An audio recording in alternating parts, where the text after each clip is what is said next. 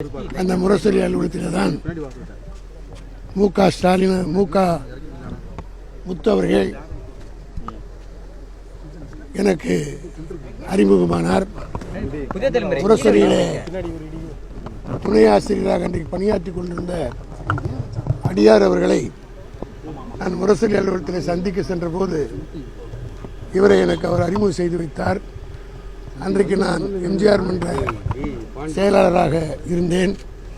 அந்த அடிப்படையில் எம்ஜிஆர் மீது மிகுந்த பற்றும் பாசம் கொண்ட மு.க. முத்து அவர்கள்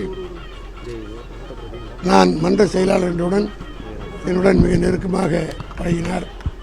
அன்று தொட்டு தொடர்ந்து பல்வேறு நிகழ்ச்சிகளில் நாங்கள் கலந்து கொண்டோம்.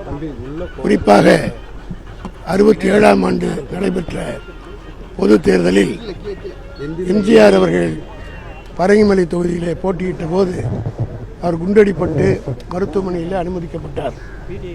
அந்த தேர்தலிலே அவருக்காக தேர்தல் பணியாற்றுவதற்காக என்னோடு தொடர்பு கொண்டு தொடர்ந்து பரங்கிமலை தொகுதியிலே எம்ஜிஆருக்காக வாக்கு கேட்க வேண்டும் என்று கேட்டுக்கொண்டதற்கு இணங்க இன்றைக்கு இந்த பகுதியெல்லாம் அந்த காலத்தில் குடிசை பகுதி, மீனவர் பகுதி, ஈசிஆர் உருவாகாத நேரம்.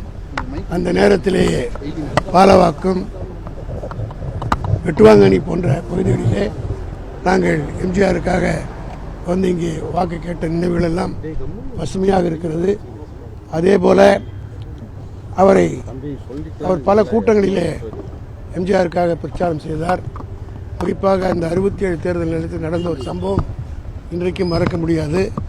மதுரவாயிலே நடைபெற்ற ஒரு கூட்டத்தில் முரளி என்கின்ற ஒரு தோழர் என்னையும் மு.க. முத்து அவர்களையும் கூட்டத்தில் பேச வேண்டும் என்று அழைத்தார். மு.க. முத்துவும் நானும் செயல்மணி தலைவர் வீட்டிலே பணியாற்றி கொண்டது செயல்மணியும் அங்கே போனோம். ஆனால் கூட்டம் ஏற்பாடு செய்வதற்கு நேரமாகிவிட்டது. எதிரிலே ஒரு கீத்து கொட்டா இருந்தது. அந்த கீத்து கொட்டாவிலே ஆனந்த ஜோதி என்ற எம்ஜிஆர் படம் ஓடிக்கொண்டிருந்தது. மேடை போடுகிறவரை நானும் முத்து அவர்களும் செயல்மணி அவர்களும் அந்த எம்ஜிஆர் படத்தை பார்த்தோம். காரணம் என்னவென்றால் அந்த அளவுக்கு எம்ஜிஆர் மீது ஒரு வெறி இருந்தது. அதே போல் அன்றைக்கு அந்த கூட்டத்தை முடித்து கொண்டு வேளச்சேரியில் எம்ஜிஆருக்காக பேச வருகிற போது வேளச்சேரி இன்றைக்கு இருக்கிற ஹால்டா பகுதியில் வேளச்சேரி சாலை அதுக்கு பேர், அங்கே தலைவர் வேட்பாளராகவும் அண்ணா எம்பிக்காகவும் கலைஞர் பேசிக் கொண்டிருக்கிறார். நாங்கள் வேளச்சேரிக்கு வருவதற்கு வாகன வசதியெல்லாம் அப்போ கிடையாது.